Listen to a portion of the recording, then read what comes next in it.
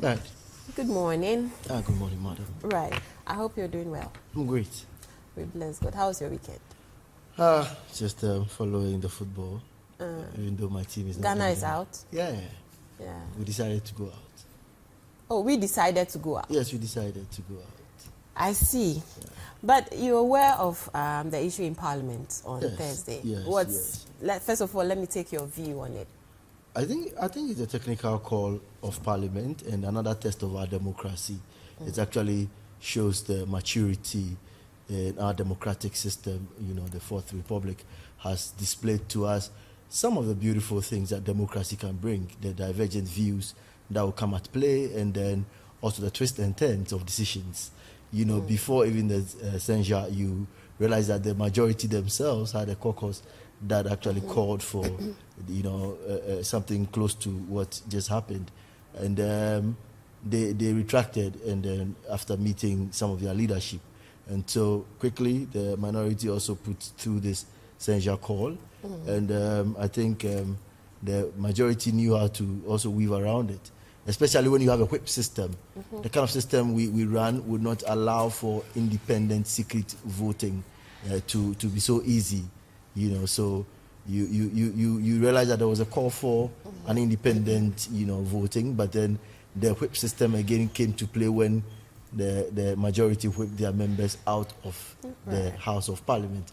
And so, yes, these are the democratic But dispensations. what do you think accounted for that? Because it looks like previously they were all on the same path. Right. They all wanted the finance minister out, and all Right. of a sudden they're like, look, we're not going to be part of it. What do you think accounted for it? You know. Let me take you back. This is a bit funny. To the school system where you all disagree with the teacher. Right. But when the teacher appears, everybody else's decision, you know, held down.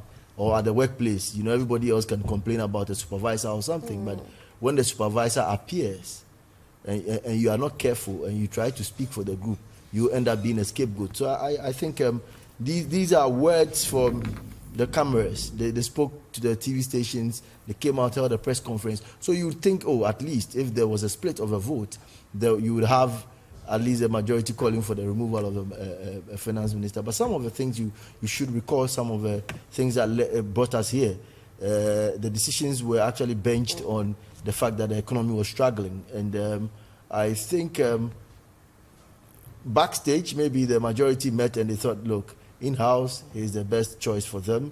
He has maybe displayed to them a way out of the doldrums that we found ourselves. So if you asked me, if this morning I looked well on my check sites, the CD is performing well as we speak right now, and it clearly might be that maybe he showcased to them something that gave them hope.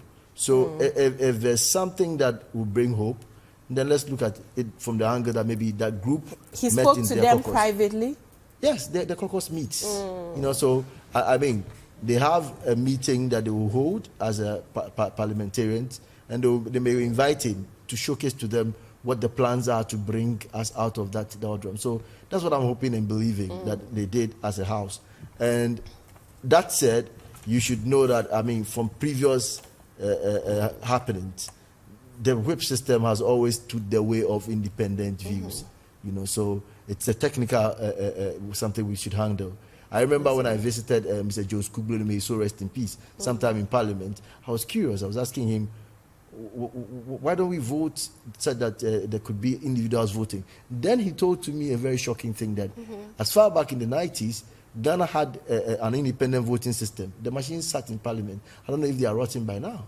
I mean, so we enjoy the whip system instead of having individual parliamentarians projecting the views of their constituents. Right, so I'll be asking this question, but first let me speak to Dennis. What's next? What's going to happen now that the finance minister is still on his seat? Are there going to be deliberations again on it, or that is it?